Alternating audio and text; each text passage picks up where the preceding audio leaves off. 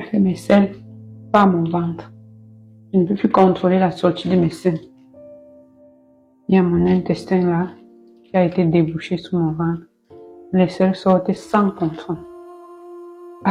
Depuis 3 mois que je porte ça. Le début n'a pas du tout été facile. Vraiment, pas du tout. Lorsque je me réveille et que je vois ça, c'est vrai que les premiers jours, c'est les infirmiers qui venaient m'aider, ça se remplissait. Les infirmiers venaient ouvrir et vider. Puis, il a fallu que j'apprenne à vider moi seule aussi. Et que j'apprenne à changer. Parce que chaque jour, il faut changer totalement le sol. Donc, plusieurs fois dans la journée, on vide. Mais chaque jour, il faut changer le sol. C'était vraiment, je trouvais que c'était impossible. Et au départ, j'étais tellement lente, je ne maîtrisais pas. Il me fallait faire au moins une aux toilettes pour changer et tout. Et je me disais, est-ce que je vais y arriver? Est-ce que je vais y arriver? Mais, parce que j'ai appris à voir les choses du bon côté, j'ai appris à croire en Dieu et à toujours rendre grâce dans chacune de mes situations. Je me suis donné, je ne me suis pas laissé abattre par le fait de ne plus pouvoir faire les selles normalement, le fait de seulement faire les selles par le ventre. Et puis, ça n'a pas été facile au départ. Au départ, j'avais un autre sac, par exemple, qui était celui-ci. Et celui-ci ne collait pas bien. Donc, la nuit, quand je dormais, j'avais des fuites. La nuit, je dors et puis je constate juste que les selles sont tous sortis, là, ça s'est décollé, les selles sont sortis. Je me suis salie, j'ai sali mes habits, j'ai sali mon lit et tout. En pleine nuit, je dois aller me relaver, je dois aller nettoyer tout.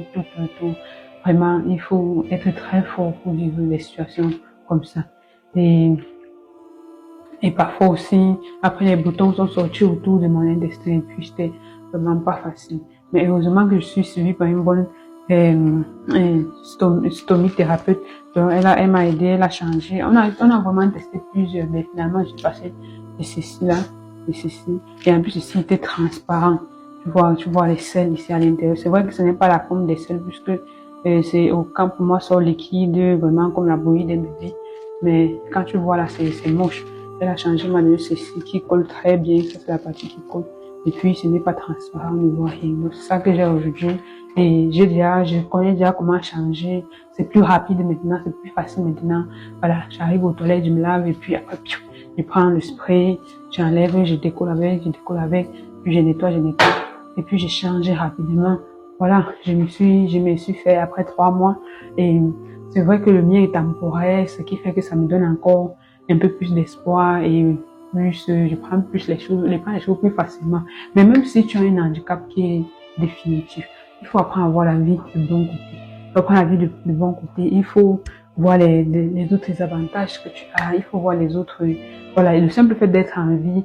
Si par exemple, il n'y avait pas cette possibilité de mettre ce sac, je pense que je serais morte après mes opérations. Donc, le simple fait d'être en vie, je rends grâce pour cela. Si toi, tu as n'importe quel handicap qui te dérange, si ce n'est pas seulement ça, si c'est même ton physique qui t'énerve, par exemple, toi, déjà que ton physique t'énerve, alors que tu n'as pas le sang. Vraiment, imagine si tu avais, alors qu'est-ce que tu allais dire? Donc, il faut qu'on apprenne à ne pas fixer le regard sur ce qu'on n'a pas, à ne pas fixer le regard sur nos difficultés, à ne pas fixer le regard sur notre handicap, mais à regarder plutôt ce qu'on a, rendre grâce pour ce qu'on a, à chercher plutôt comment je peux faire pour sortir de cette situation. Ok, je suis dans cette situation, j'ai ce sac, comment je peux faire pour que ma vie soit plus belle? Comment est-ce que je peux m'en sortir pour être plus rapide dans la gestion? Comment est-ce que je peux faire pour que ça ne se décolle plus quand je dors? Comment est-ce que je peux faire pour retrouver ma joie de vivre? Moi, ma joie de vivre, je la retrouve en Jésus. Je me rapproche de lui, je fais tout ce que je peux faire. Et aussi, je m'entoure, je ne m'isole pas et tout, et j'en parle beaucoup pour ne pas faire de ça un complexe quelconque. Donc, je ne parle pas seulement à une personne qui a la stomie, je parle à une personne qui a n'importe quel handicap. Si tu as n'importe quel handicap, vraiment, ne te focalise pas sur ça. La vie est belle. Trouve d'autres centres d'intérêt. Trouve comment faire peut-être de ton handicap quelque chose. Moi, par exemple, j'ai beaucoup appris sur l'astomie. Et donc, j'ai profité du fait d'avoir ça pour élargir mes connaissances et tout. Donc, prends toujours ton obstacle comme des pierres prends tes obstacles de la vie comme des pierres que tu classes pour te construire une échelle, en fait, pour aller de hauteur en hauteur. Ne te laisse pas abattre par un handicap. Sache que d'ailleurs, il y a des gens qui sont handicapés plus que toi. Ton handicap, parfois, c'est pour te sauver la vie. quel que soit l'handicap, si on t'a amputé quelque chose, c'est pour te sauver la vie. Tu es en vie. Tu es chanceux d'être en vie. Ne te focalise pas sur ton handicap. Focalise-toi sur ce que tu as et sur comment tu peux faire pour rester épanouie et heureuse. Parce que si tu es malheureuse, même ceux qui sont autour de toi sont malheureux. Rester épanoui, heureux, donner la joie pour en recevoir, donner l'amour pour en recevoir en retour. Si tu as des questions, je t'attends en commentaire.